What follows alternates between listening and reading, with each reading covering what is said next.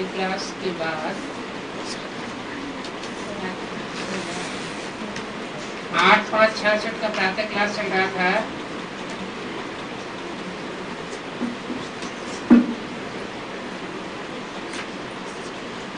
बात चल रही थी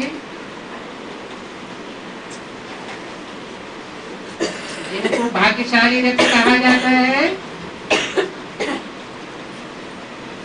उन्हें के अलावा और कोई रथ नहीं ले सकते, और वो रथ बदली भी नहीं हो सकता।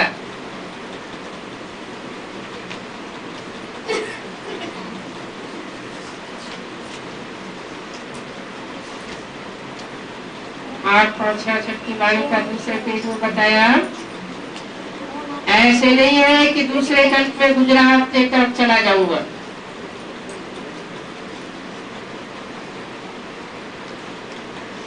नहीं, कहते हैं क्या शिव बाबा भारत में एक ही रथ में आवेंगे, रथ बदलेंगे नहीं। हाँ, ड्रामा ऐसा ही बना हुआ है, इसमें कोई चेंज नहीं हो सकती। तुम आत्माएं नारद द्वारा सुन रहे हो और बाबा इस मुख द्वारा बात करते हैं। क्या बात करते हैं? पहली बात करते हैं, मैं तुम सब आत्माओं का बाप हूं।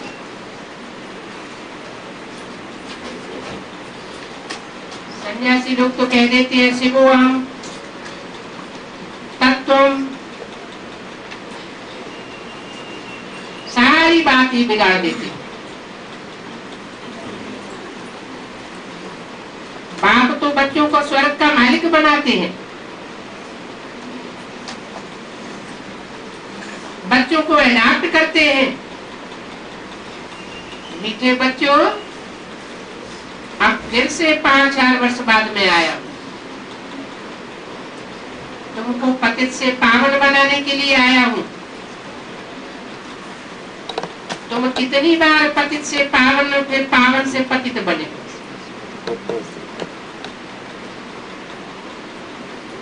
कहते हैं बच्चे बाबा अनगिनत बार बने, कहानी बाप की कितनी अच्छी है। बाप की बताई हुई कहानी है, रूह रेहान होती रहती है, रूहों से रूह रेहान होती है, सुप्रीम रूह से वार्तालाप हो चलता रहता है।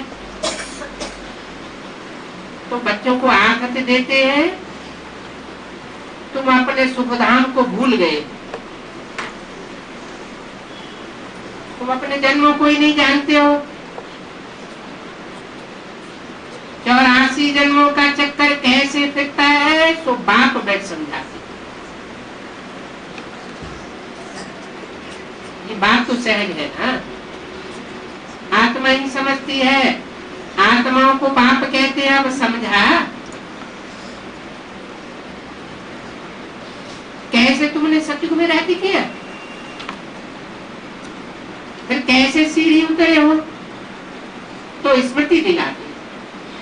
हम आत्माएं शांति धाम की निवासी, और यहाँ आते हैं पाठ बजाने के लिए। इस संगम युग पर ही बाप आकर हमको सुदर्शन चक्रधारी बनाते हैं।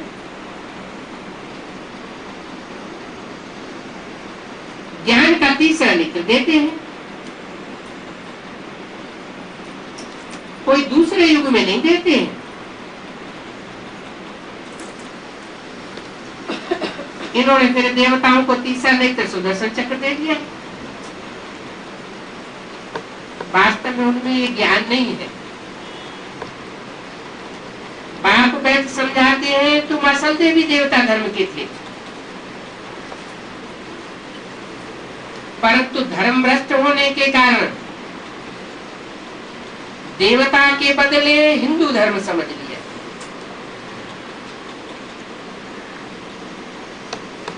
ड्रामा अनुसार ऐसे समझ लिया है। कहते हैं हमारा दोष नहीं है। अरे तुम्हारा दोष नहीं है तो किसका दोष है? तुमने माया से हार खाया, पतित बने हो, अब फिर से पावन बन रहे। ऐसे कर्म करके तुम पतित बने हो, अब फिर बाप कर्म कर्म विकर्म की गति बैठ समझाते। रावण का राज्य होने से कर्म विकर्म बन जाते हैं, और सतयुग में कर्माकर्म होते हैं। क्यों होते हैं? सतयुग में कर्माकर्म क्यों होते हैं? क्योंकि वहां देवताओं की आत्मिक स्थिति निरंतर बनी रहती है। आत्मिक स्थिति में जो भी कर्म होंगे वो अकर्म हो जाएंगे। और यहाँ तो तुमको कर्म जरूर करना ही है। कर्मों का कभी संन्यास नहीं होता है। वो सन्यासी तो खाना आना बनाना छोड़ देते हैं, समझते हम कर्म सन्यासी है, लेकिन पांव से चलना तो होता है, हाथों से खाना तो होता है, आंख से देखना तो होता है। कर्मेंद्रियों की कर्मधारा वगैरह कोई रह नहीं सकता।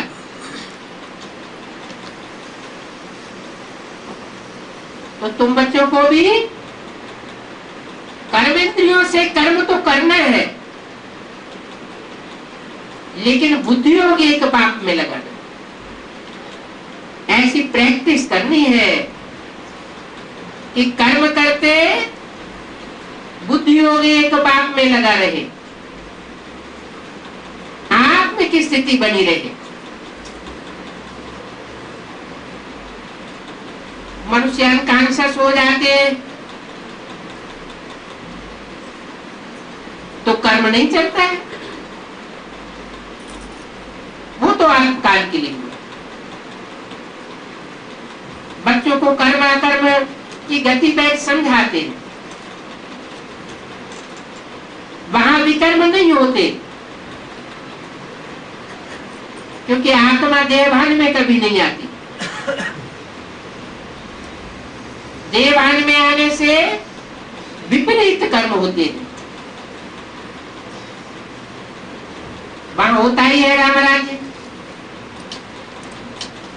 आधा कल्प है राम राज्य और आधा कल्प है रावण राज्य।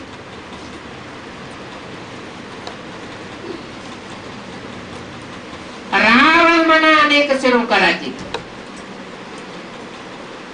और राम माना एक सिर का राज्य, एक मत का राज्य।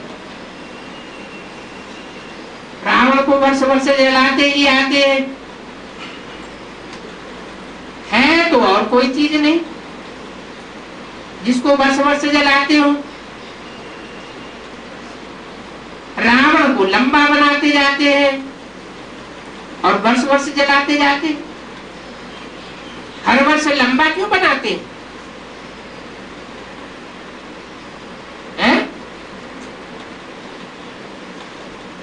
10 सिर का ही बनावेंगे, लेकिन लंबा बनाते जाते हैं,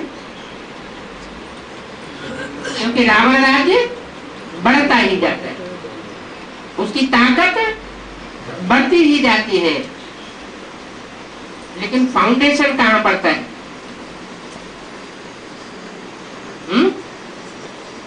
ये संगम युग है, जहां दूसरे दूसरे धर्मों की आत्माएं आकर के नंबरवार ब्राह्मण बनती है। दूसरे धर्मों से वो श्रेष्ठ आत्माएं खींची जाती हैं। एक जैसे ब्राह्मण नहीं बन सकते।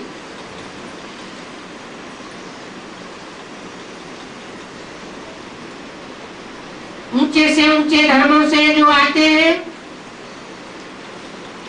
जैसे सूर्यवंशी चंद्रवंशी, तो उनमें तब्दील होने के संस्कार ज्यादा होते हैं। एक मत पर चलने के संस्कार होते हैं, वो जल्दी चेंज हो जाते हैं। और जो दूसरे दूसरे धर्मों में से खिंच करके आत्माएं आती हैं, ब्राह्मण बनती है, वो अनेक मतों पर चलने की आदि हुई पड़ी, इसलिए अपने को चेंज नहीं कर सकती। अंत में चेंज तो सबको होना ही है, लेकिन टाइम लग जाता है।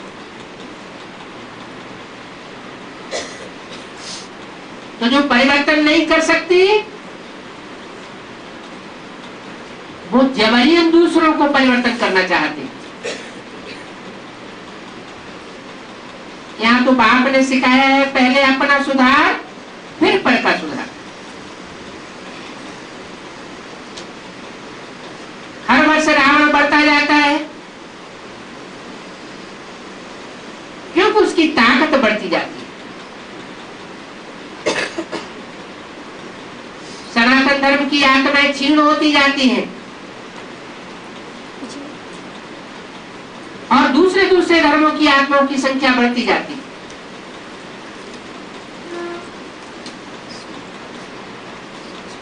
इन बातों को कोई भी समझते नहीं है, जैसे कि बंदर बुद्धि है, कुछ भी समझ में नहीं आता। भक्ति मार्ग में देखो कितने लाखों रुपए गवाते हैं, waste of money, waste of time करते ही आए।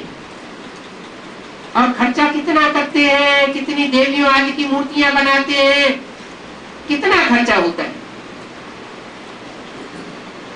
इसको कहा जाता है गुड़ियों का खेल। फाउंडेशन ब्राह्मण ही डालते हैं।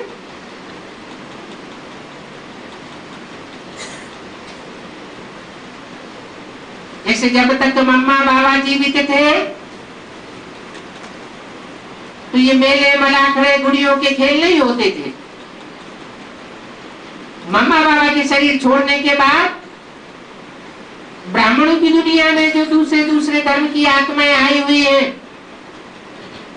उन्होंने भक्ति मार्ग वालों की तरह फिर से वही आडंबर शुरू कर दिए।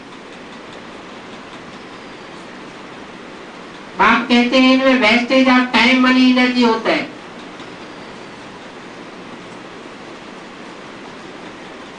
ये गुड़ियों का खेल है, बहुत खूबसूरत गुड़ियां बनाते हैं। तो बाप समझाते हैं क्या क्या करते रहते हैं। मुसलमान लोग भी हसर निकालते थे, ताजिया कहा जाता है, फिर डुबो देते थे। अभी डुबोते नहीं है, रख देते हैं। बंगाल की तरफ भी बहुत पूजा होती है,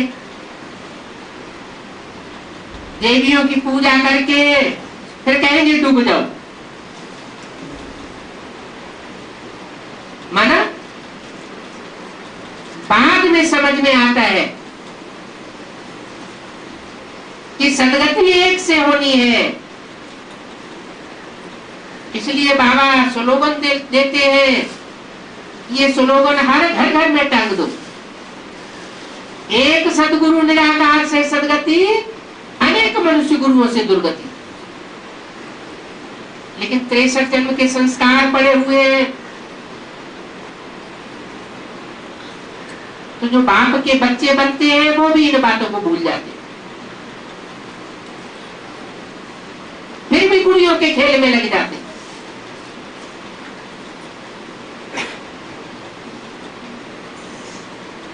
पूजा करना, फिर उनको डुबोना, देवियों को क्रिएट करके खिलाते हैं, पिलाते हैं, फिर खलास कर देते हैं। इतने पैसे वेस्ट करते हैं। तो बाप कहते हैं तुमने कितना खर्चा किया है, इतना खर्चा करते हो और मंदिरों से भी चोर लूट करके ले जाते हो। तुम्हारे पास तो है ही क्या। जानते हैं ये सफेद पोशधारी है, कोई मंदिर आदि है नहीं।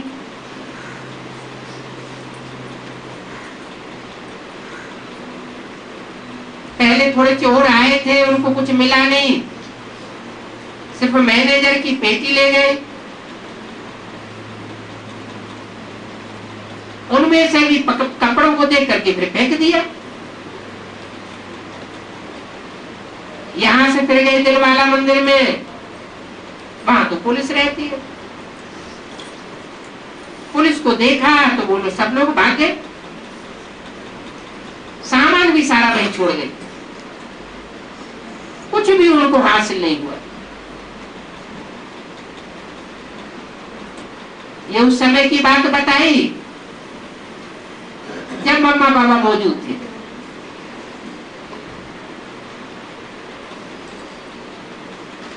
और अभी तो और ही बैगरी पार्ट चल रहा है। एडवांस पार्टी में जो भी आत्माएं आती है, कोई भी लखापति करोड़पति नहीं है, अगर है भी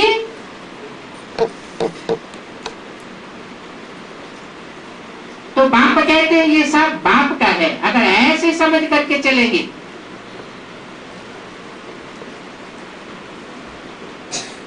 तो तुम भी जैसे गरीब होगे। अब तुम बच्चों की बुद्धि में है कि हम स्वर्ग के मालिक थे, अभी हमारे पास कुछ भी नहीं है। वहां तो धन दौलत आदि बहुत था, चोरी आदि की बात नहीं थी। ये चोरी आदि सब कुछ कराने वाला रावण है। कब से आता है? द्वापर से आता है। माना द्वैत फैलाने वाले धर्म जब से सृष्टि पर आए तब से ये चोरी चकारी आदि शुरू हो गई।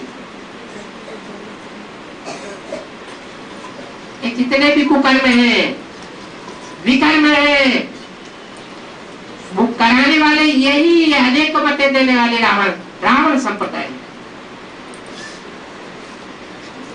और इन सब की शूटिंग करने वाले हम ब्राह्मण देव हैं।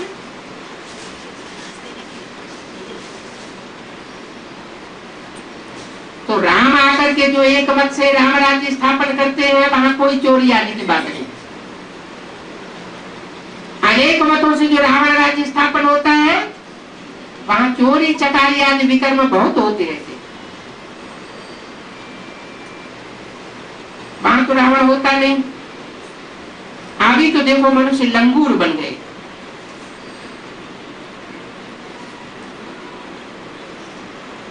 तो इन बंदरों की सेना बाबा ने ली है। इस समय सारी दुनिया पर रावण राज्य है।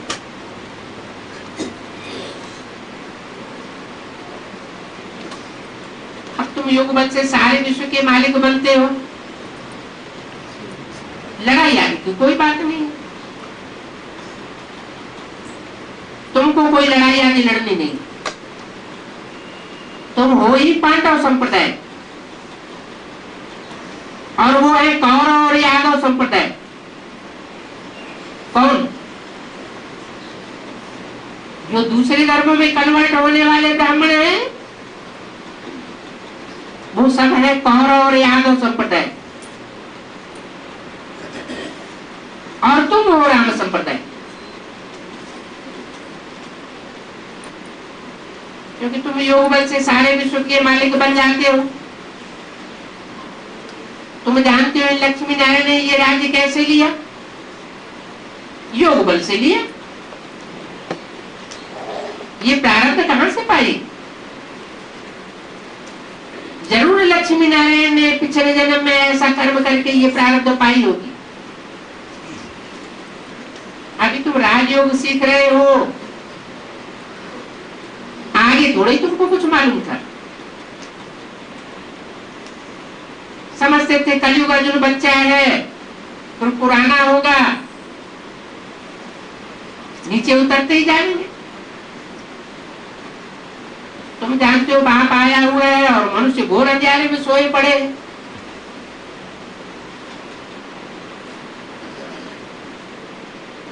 तो जो मनुष्य है घोर अंधेरे में सोए पड़े हैं, वो ये गुड़ियों की पूजा करते रहते, तुम्हारी कोई बात सुनते नहीं। तुम कहते हो एक बाप की मत पर चलो, वो मानते नहीं। बाप आया हुआ है एक मत देने के लिए, एक मत से राम राज्य स्थापन होता है, अनेक मतों से रावण राज्य बनता है। उनकी बुद्धि में बात नहीं बैठती, सुनते ही नहीं। बाप समझाते हैं वो फिर सो जाते हैं। तो तुमने ये चित्र भी बनाया है कुंभकर्ण का, अज्ञान नींद की बात है। गाया हुआ है कुंभकर्ण की नींद में सोए पड़े थे। अभी बाप बैठ समझाते हैं। गीता पाठशाला में हमेशा अहम ऑब्जेक्ट अवश्य होती है। तुम्हारी तो अहम ऑब्जेक्ट है क्या? नर से नारायण जैसा देवता बनना है और नारी से लक्ष्मी जैसी देवी बनना है। उन सत्संगों आदि में कोई अहम ऑब्जेक्ट नहीं होती है। इन सत्संगों में सिर्फ बाहर की दुनिया के सत्संगों की बात नहीं है। जो दूसरे धर्मों में कन्वर्ट होने वाले ब्राह्मण हैं, बी के नामधारी हैं, उनका कोई अहम ऑब्जेक्ट नहीं है कि हमें क्या बनना है। कह देते हैं नर से नारायण बनते हैं, नारी से लक्ष्मी बनते हैं, परंतु कब बनेंगे? तो भक्ति मार्ग में जैसे कहते आए कि अनेक जन्म पुरुषार्थ करेंगे, फिर कोई एक जन्म में नर से नारायण बन जाएंगे। लेकिन यहाँ तो बाप कहते हैं कि यही इसी जन्म में पढ़ाई पढ़नी है और यही हमें ऑब्जेक्ट प्राप्त करनी है, अगले जन्म की बात नहीं है। तो तुम्हारी गीता पाठशाला में सच्ची बात है ऑब्जेक्ट की बताई जाती है। भक्ति तो बहुत करते आए, वहां तो भगवान किसी को मिलता ही नहीं। कहते हैं न कोई रूप में आवेंगे, तो ये देखो कितनी बड़ी भारी मूर्खता हो जाती है। बाप को जानते हैं नहीं, तुम अब समझते हो हम आत्माएं बाबा से सुन रहे हैं, ये तुम समझते हो। और भक्तों की बुद्धि में ये नहीं बैठता कि हम बाबा से सुन रहे हैं। इन कर्मेंद्रियों द्वारा सुन रहे हैं। बाप कहते हैं मुझे तो अपनी कर्मेंद्रियां नहीं है, मैं तो आकर के कर्मेंद्रियां लेता हूं। कर्मेंद्रियों के बंधन में अगर मैं बंधूं तो मेरे को भी अपनी कर्मेंद्रियां हो। शिव सुप्रीम सोल कभी कर्मेंद्रियों के बंधन में बंधता नहीं, इसलिए उसको अपनी कर्मेंद्रियां नहीं। वो तो प्रवेश करता है, जिसमें प्रवेश करता है और प्रवेश करके गॉड फादर के रूप में संसार में प्रत्यक्ष होता है, सृष्टि का परिवर्तन करता है। वो तनधारी कर्मेंद्रियों के बंधन में आ सकता है। इसलिए बोला है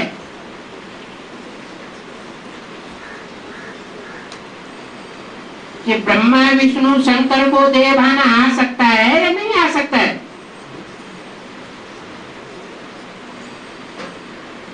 आ सकता है, क्योंकि ये तो वो मूर्तियां हैं जो मनुष्य से देवता बनती है। सुप्रीम सोल न देवता बनता है, न मनुष्य बनता है, न राक्षस बनता है। परमात्मा तो है ही बिंदी। उनकी पूजा कैसे करेंगे? कहते हैं शिव परमात्मा नमः,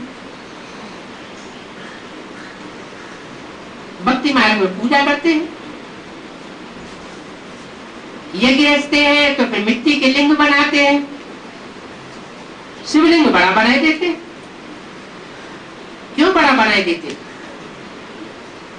क्या बिंदी बड़ी होती है क्या? बिंदी आत्मा जैसे हमारी आत्मा बिंदु है, वैसे सुप्रीम सोल भी बिंदु है। तो भक्ति मार्ग में बड़ा लिंग क्यों बनाते हैं? बड़े कार्य को दिखाने के लिए बड़ा लिंग दिखाई दिया। और देवताओं के अनेक प्रकार के चित्र बनाते हैं, उनके अनेक प्रकार के कर्मों की पूजा होती है, उनकी कर्मेंद्रियों की भी पूजा होती है। मुख कमल कहते हैं, नेत्र कमल कहते हैं, हस्त कमल कहते हैं, पाद कमल कहते हैं कि इन कर्मेंद्रियों से उन्होंने कमल फूल समान निर्लिप्त रह करके पार्ट बजाया।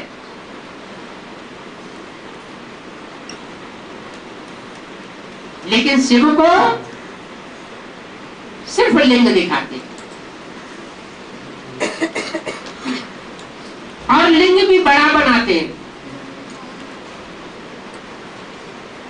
माने लिंग से बहुत बड़ा पार्ट बजाया। आत्मा रूपी जो शालिग्राम है, उन्होंने छोटा पार्ट बजाया है और लिंग को बड़ा पार्ट बजाने के लिए उन्हें बड़ा रूप दे दिया है। इन बातों को बाप ही सन्मुख बैठ करके समझाते हैं और कोई समझा ही न सके। और कोई सत्संग आदि में ऐसे नहीं कहेंगे, हे आत्मा मैं तुम्हारा बाप हूं।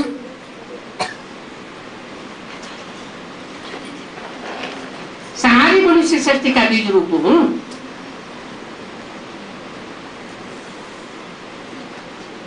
मैं ही बैठ परिचय देता हूं। तुम गाते हो परम पिता परमात्मा मनुष्य सृष्टि का बीज रूप है।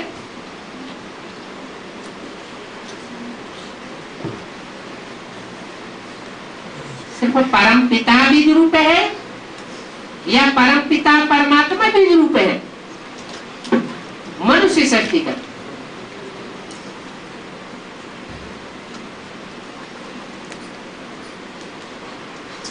जानवरों का नहीं, कीट पशु पक्षी पतंगों का नहीं बताया, इसका भी रूप मनुष्य सृष्टि का बीज रूप। तो मनुष्य सृष्टि का बीज रूप भी मनुष्य ही होना चाहिए। सुप्रीम सोल कीट पशु पक्षी पतंगों का बीज रूप नहीं बताया। मनुष्य आत्मा पशु पक्षी कीट पतंगों जैसा पार्ट बजा सकती है। इसलिए भक्ति मार्ग में दिखाया है कि मनुष्य 84 लाख योनियों में जन्म लेता है। वास्तव में 84 लाख योनियों में जन्म नहीं लेता, 84 लाख योनियों जैसे कर्म कर सकता है, करता है और सुप्रीम सोल मनुष्य तन में प्रवेश करता है। जिस मुकर्रर रथ में प्रवेश करता है वो परम पार्टधारी आत्मा है, लेकिन परम पिता नहीं है, सब पिताओं का पिता नहीं है।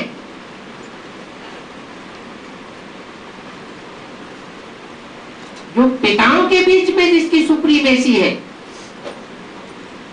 वो सुप्रीम सोल है।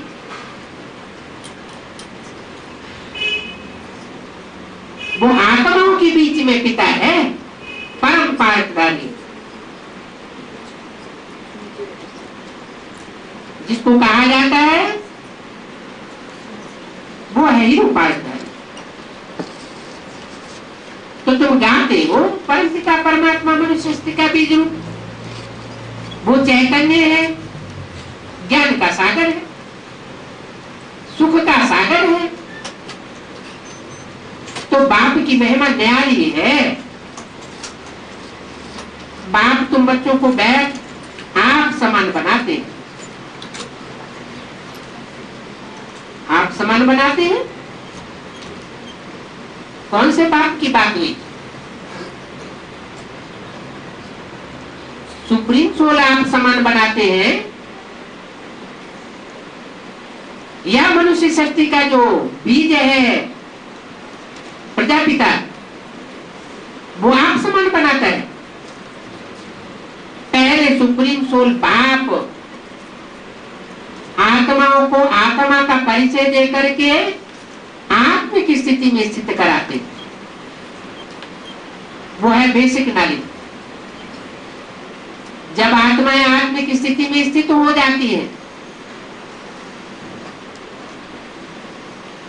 प्राइमरी बेसिस पर आत्मा की सारी कट उतरती है, तो सुप्रीम सोल बाप टीचर के रूप में फिर बच्चों के सामने प्रत्यक्ष होता है और ज्ञान की वो गहराई बताता है जिससे मनुष्य से देवता बना जा सकता है। पहले मनुष्य से ब्राह्मण, फिर ब्राह्मणों को टीचर के रूप में शिक्षा दे करके ब्राह्मण से देवता बनाया जाता है। तो बाप की महिमा है, वो बाप आकर के आप समान बनाते हैं। सुप्रीम सोल बाप भी आप समान ज्योति बिंदु बनाते हैं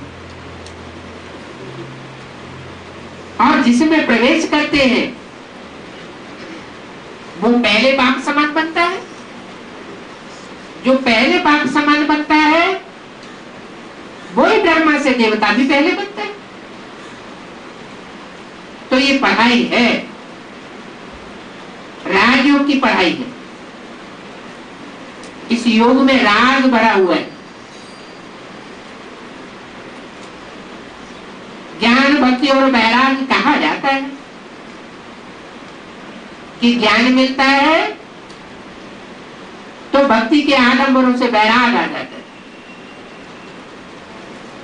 जितना जितना भक्ति के आडंबरों से वैराग होता जाएगा उतना समझो हमारी बुद्धि में ज्ञान गहराई तक बैठा हुआ है। ज्ञान से सदगति कही जाती है। शास्त्रों में भी लिखा है रहते ज्ञानान्न मुक्ति, मुक्ति और जीवन मुक्ति का आधार ज्ञान है और वो ज्ञान एक ही ईश्वर से आता है। भक्ति मार्ग के आडंबरों का ज्ञान अनेक मनुष्य गुरुओं से आता है। तो कह देते हैं भक्ति ज्ञान वैराग, परंतु अर्थ का किसी को पता नहीं। बाप बैठ समझाते हैं वैराग दो प्रकार के हैं। एक तो हठयोग का वैराग, उस हठयोग में देखो कितनी एडल्ट्रेशन करप्शन। ये सन्यासी लोग बाहर विलायत में जाते हैं, कहते हैं हम भारत का प्राचीन राजयोग सिखलाने आए हैं। शारीरिक क्रियाएं सिखलाते रहते हैं, प्राणायाम सिखलावेंगे, शरीर की योग आसन की क्रियाएं सिखलावेंगे। उनका नाम रख दिया राजयोग। बाप कहते हैं इसमें राज की क्या बात है? राजयोग तो तुम बच्चे सीख रहे हो कि कर्म करते कैसे बुद्धियों को एकाग्र किया जाए,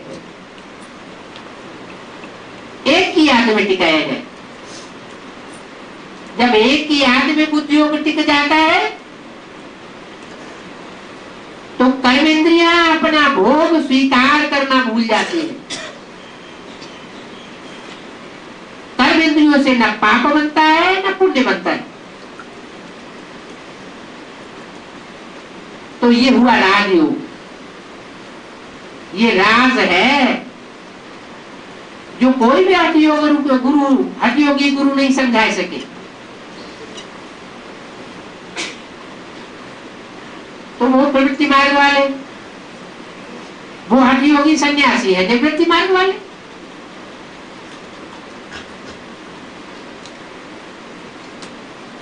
उनका भी फाउंडेशन डालने वाले तुम ब्राह्मणों में से होते हैं। उन ब्राह्मणों की बुद्धि में पहले पहले ये बात नहीं बैठती कि प्रवृत्ति मार्ग में रहकर ही भगवान ने आकर के राजयोग सिखाया है। वो समझ लेते हैं कि ब्रह्मा सरस्वती की प्रवृत्ति है। अरे सरस्वती तो ब्रह्मा की बेटी थी।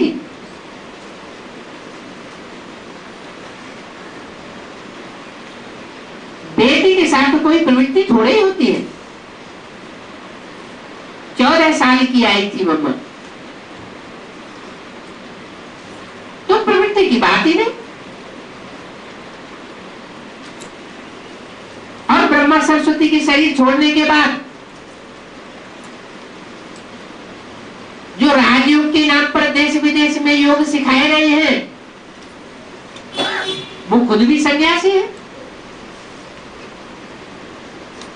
उनको पता ही नहीं है कि बाप ने घरगस्त में रहते राजयोग सिखाया। इसलिए शास्त्रों में गायन है जगत पिता जगदम्बा।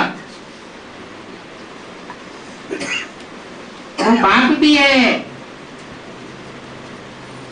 और जगदम्बा मां को क्रिएट करता है। देवताओं की नई सृष्टि रचने के लिए।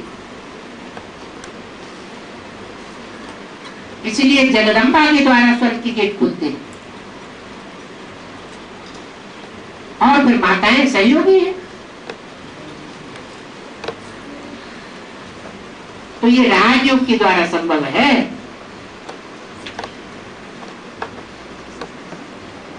तुम हो प्रवृत्ति मार्ग वाले, तुम्हारे माता पिता भी प्रवृत्ति मार्ग वाले हैं। ये बेहद के माता पिता हैं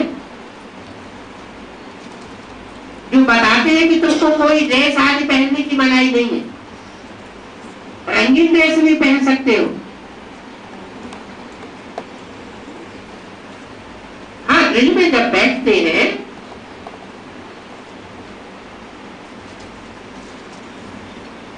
तो एक ड्रेस में बैठना चाहिए। क्लास के टाइम पर ड्रेस एक होनी चाहिए।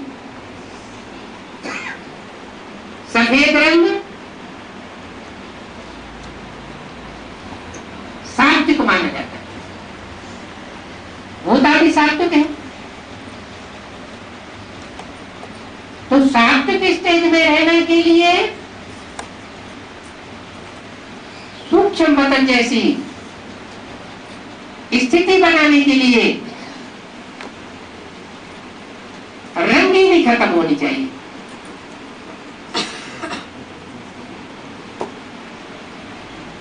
बाकी ड्रेस आदि पहनने की मनाही नहीं है।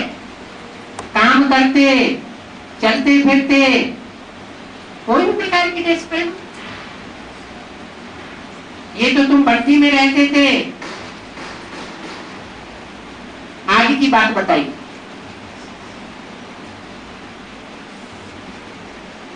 तो तुम सफेद पहनते थे। तो बाकी बात समझाते हैं, ड्रेस की बात अलग है। बाकी जेवर आदि मत पहनो। जेवर आदि पहनेंगे गुम हो जाएगा।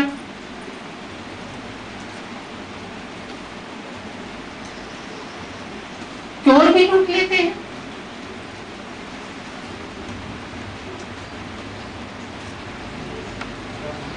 कोई कहेंगे ये जेवर आदि नहीं पहनते हैं, जरूर उन्होंने ब्रह्मा कुमारियों को दे दिया होगा। आजकल का जमाना बड़ा खराब है। छोटे छोटे गांवों में बारात जाती है और चोरों को मालूम पड़ जाता है तो लूट मार कर देते हैं। से ही सारी वो देखभाल कर लेते हैं। कभी कभी पकड़ भी जाते हैं। है ये दुखदाम। सन्यासी खुद कहते हैं इस संसार में काग बिस्तर समान सुख है, इसलिए हमने ये सुख छोड़ दिया। पहले उन सन्यासियों में ताकत थी, जब ताकत थी तो जंगलों में रहते थे, और जंगलों में रहते हुए भी उनको सब कुछ मिलता था। अभी उनकी ताकत खलास हो गई है, प्योरिटी की पावर नहीं रही है, तो जंगलों को छोड़ करके अभी शहरों में घुस पड़े। ये सारी शूटिंग भक्ति मार्ग के सन्यासियों की हम ब्राह्मणों के द्वारा भी की जाती है और की जाएगी। पहले जंगल में रहते थे,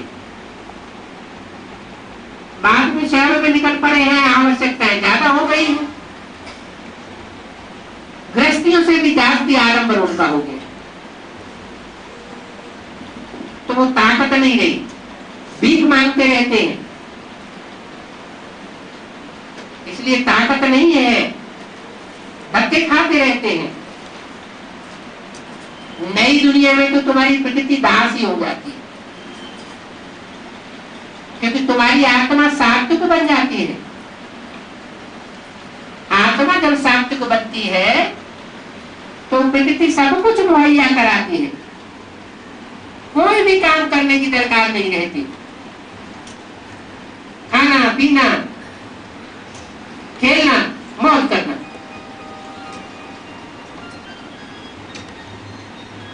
तो नई दुनिया में तुम्हारी प्रकृति दासी रहती है, प्रकृति ही सब कुछ करती है। तो बाबा ने समझाया, सवेरे उठ करके यहाँ आया करके बैठो,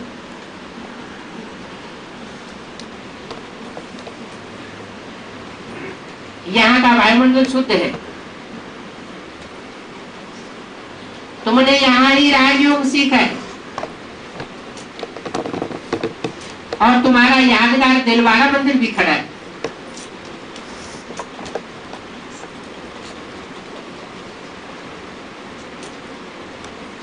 दिलवाड़ा मंदिर जो यादगार है, या जो भी यादगार बनते हैं, वो संपूर्ण स्टेज के बनते हैं या अधूरे स्टेज के बनते हैं। जब संपूर्ण स्टेज होती है तो यादगार कायम होती है। तो जिस समय ये वाणी चलाएगी 66 में, उस समय की बात लागू होती है क्या कि तुम्हारा यादगार ये दिलवाड़ा मंदिर है? उस समय तो अधूरी स्टेज थी, और बाप तो इमर्ज करके बच्चों से बोलते हैं। जिन बच्चों से इमर्ज करके बोल रहे थे ब्रह्मा के तन में, वो बच्चे उस समय मौजूद नहीं थे वहां। इमर्ज करके बोलने की बात अलग है। वो एडवांस पार्टी के बच्चे यज्ञ में आज में थे, बाद में शरीर छोड़ करके चले गए। बाप तो आत्माओं से बात करते हैं, देहधारियों को देख करके तो बात करते नहीं। तो ब्रह्मा के तन में ये जो बात बोली गई है, वो उस समय हाल में बैठे हुए बच्चों के लिए नहीं बोली गई। ये वास्तव में भविष्य में प्रत्यक्ष होने वाली एडवांस पार्टी के उन बच्चों के लिए बोली गई जो यज्ञ के आदि में फाउंडेशन डाल करके गए थे। वो ये आत्मिक स्थिति की पक्की प्रैक्टिस करते हैं, क्योंकि उन्होंने ब्रह्मा बाप के चरित्रों को नहीं देखा। ब्रह्मा के चरित्रों में उनकी आसक्ति नहीं हुई। उनकी आसक्ति तो जो इस मनुष्य सृष्टि का बाप है, प्रजापिता जो यज्ञ के आदि में था उसी में थी, और जब वो चला गया तो उसके जाने के बाद वो बच्चे भी चले गए। वो आत्मा दोबारा यज्ञ में आती है, अपने ब्राह्मण पने की प्रारब्ध लेकर के आती है, और लास्ट में आने पर भी फास्ट चली जाती है। तो तुम बच्चे अभी समझते हो बाबा से हम अपना राज भाग ले रहे हैं, आधा कल्प राज्य करेंगे, फिर हम ही राज्य गवावेंगे, और हमारे से राज्य छीनने वाले कौन होंगे? यही कौरव यादव संप्रदाय जो यहाँ शूटिंग पीरियड में हमारे से छीनते हैं, वो वहां भी भारतवासियों को धोखा दे करके जाएंगे, दूसरे दूसरे धर्मों में कन्वर्ट हो जाएंगे, बाप की वाणी को छोड़ करके भक्ति मार्ग के आडंबर अपनावेंगे।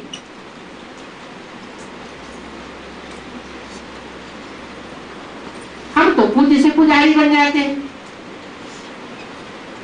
अभी हम पुजारी से पूज्य बन गए, फिर आधा कल्प बाद पुजारी बनेंगे तो हमको फिर देवी देवता थोड़े ही कहा जाएगा। तो सवेरे उठ करके बाबा को याद करो, बाबा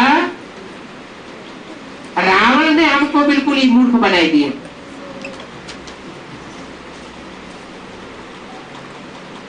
हमारी सारी कला काया चट कर दी। अभी बाबा आप तो हमको सिरताज बनाने आए हो, सारी दुनिया के सिर के तुम ताज बनते हो, तुम्हारी याद इतनी तीखी है कि याद से ही विकर्म विनाश हो जाते। तुमको खुशी भी बहुत होगी क्योंकि याद के फोर्स से तुम वायुमंडल को शुद्ध बनाए देते हो। तुम ब्राह्मण ही बनाते हो, वो अधूरे ब्राह्मण नहीं बनाते। क्यों? इसलिए कि बाबा ने मुरली में मना किया था, इस ब्रह्मा का चित्र नहीं रखना है,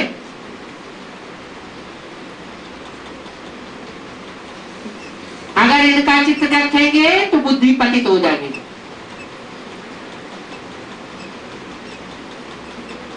इस ब्रह्मा को याद नहीं करना है, ये अधूरा रूप है। अधूरे रूप में ही उन्होंने शरीर छोड़ा, इसलिए भक्ति मार्ग में ब्रह्मा के चित्र नहीं बनते, मूर्तियां नहीं बनती, और पूजा भी नहीं होती। पूजा तो संपन्न स्वरूप की होती है, संपन्न स्वरूप है ही विष्णु और शंकर। तो तीन मूर्तियों में से दो मूर्तियों की पूजा होती है, एक मूर्ति ब्रह्मा की पूजा नहीं होती। वही ब्रह्मा की सोल जब कोई माता में प्रवेश करती है तो जगदम्बा के रूप में पूजी जाती है।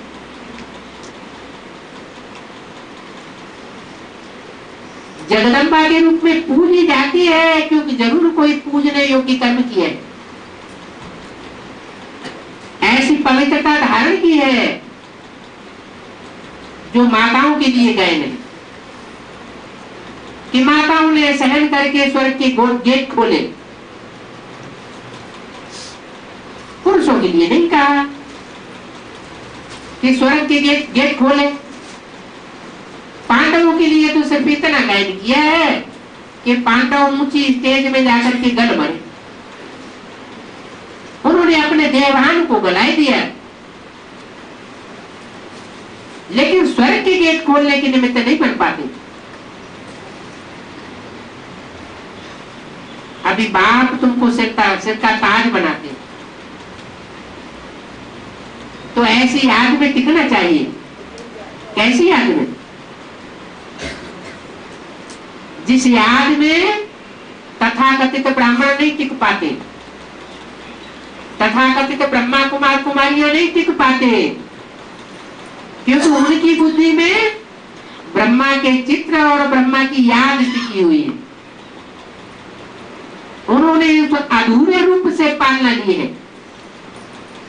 जिस अधूरे रूप से पालना ली जाती है तो वो याद भी आता है। तुमने न साकार से पालना ली न तुमको याद आता है। तुम्हारी बुद्धि में एक सुप्रीम सोल बैठता है। सुप्रीम सोल यज्ञ के आदि के उसी व्यक्तित्व में प्रवेश करके अपना कार्य करता है जो आदि में बीजारोपण करने वाला होता है। मैं मनुष्य शक्ति का पिता हूं, तो मनुष्य शक्ति का पिता जिसमें सुप्रीम सोल प्रवेश करता है, वो यज्ञ के आदि में तुम्हारी नजरों के सामने हीरो था। तुमने उसे पहचाना तो जो उस हीरो पाठधारी हीरा को पहचानते हैं वो आत्माएं भी अगले जन्म में आकर के हीरा पाठ बजाती। हीरा चमक मारता है, हीरे में वो ज्ञान की रोशनी होती है। तुम्हारे अंदर वो ज्ञान की रोशनी टिकती है क्योंकि तुम कोई देहधारी को याद नहीं करते हो। जो देहधारी की याद में टिकते हैं उनकी अंतमतेशो गति भी वैसी ही होती है। जिस देहधारी को याद करते हैं, जैसे तथाकथित ब्रह्मा कुमार कुमारियां ब्रह्मा को याद करते हैं तो ब्रह्मा की जैसे अकाले मौत हुई तो तथाकथित ब्रह्मा कुमार कुमारियों की भी अकाले मौत होती जाती है। तुम तो बीज रूप स्टेज में टिकने वाले, जो बीज रूप स्टेज में टिकने वाले हैं वो तो सब बीज रूप जो आत्माएं हैं उनके जो पिता के स्वरूप की यादगार में शिवलिंग में आज से ही आसक्त रहे हैं।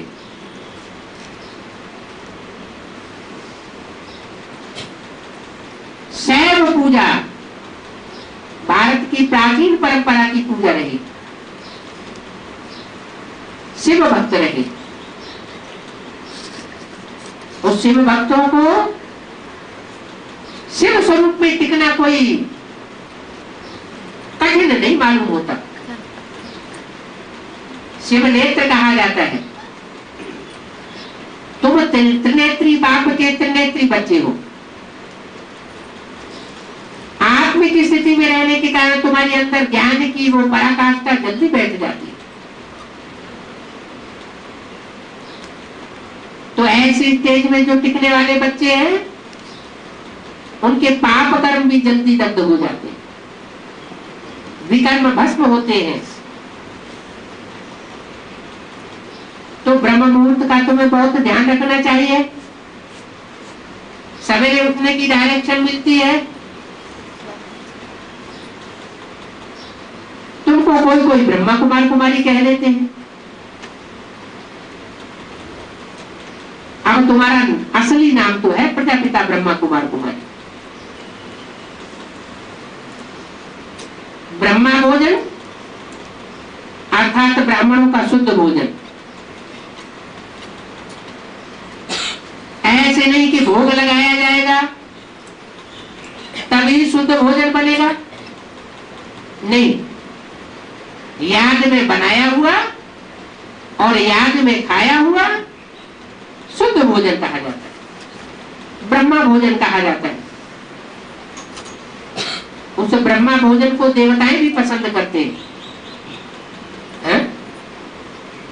देवताएं अभी हैं कहां जो पसंद करेंगे? हैं? अभी जो ब्रह्मा भोजन हम बनाते हैं पाप की याद में रह करके,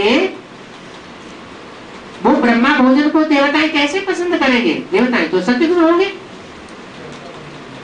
हाँ, देवता बनने वाली जैसे कृष्ण की सोल है, वो कृष्ण की सोल अभी सूक्ष्म बतनवासी। जब बीज रूप स्टेज पकड़ती है तो हम बच्चों में प्रवेश करती है, उस समय वो देवत्व का पार्ट बजाती है।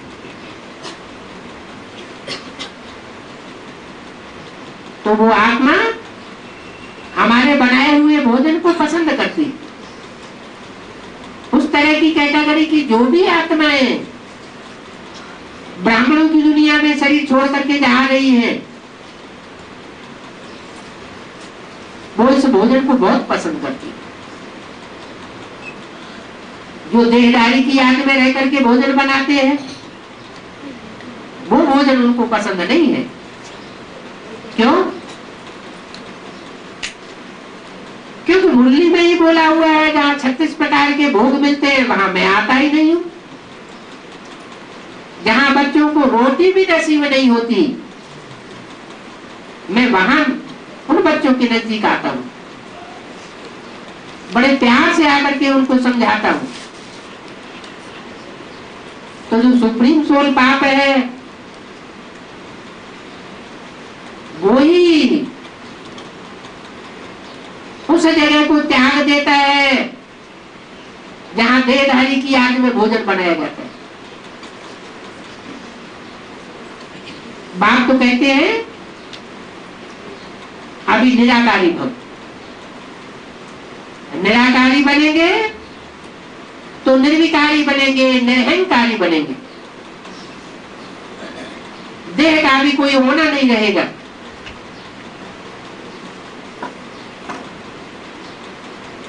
तो तुम बच्चे समझते हो हम ब्राह्मण शिव बाबा के भंडारे से भोजन खाते। अच्छा, माता पिता बाप दादा का मीठे मीठे बच्चों प्रति याद प्यार, गुड मॉर्निंग।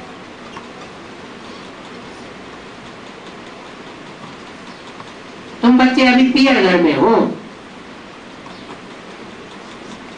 ससुर घर है बैकुंठ, विष्णु का घर। बैकुंठ कहो, पैराडाइज कहो, जन्नत कहो, शास्त्रों में इसका गायन है। सतयुग में जो देवताएं होंगे वो अलग,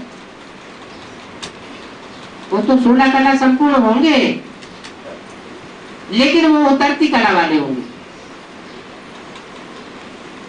और बैकुंठ या जन्नत में जो देवताएं होते हैं, जो ब्राह्मण सो देवता बनते हैं, वो है चढ़ती कला वाले।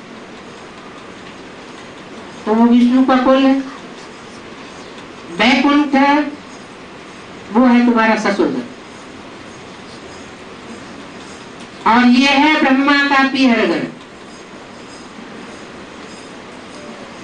पीहर घर, पीह कहते हैं पीयू माना बाप, प्रजापिता का घर।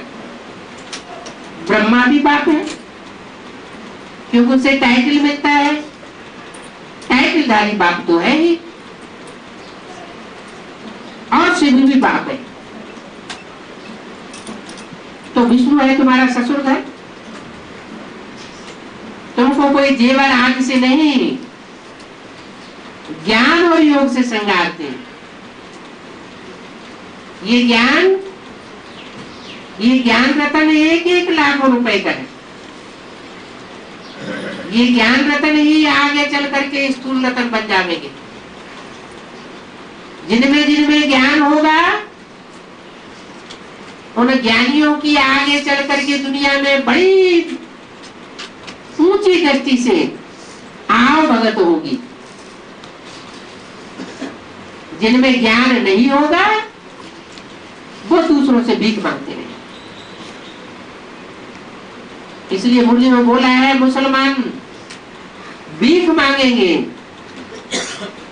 अब वो चाहे बाहर की दुनिया के मुसलमान हो, चाहे ब्राह्मणों की दुनिया के अंदर के वो मुसलमान हो, जो आगे चल कर ये द्वापर युग से दूसरे धर्म में कन्वर्ट हो जाते हैं।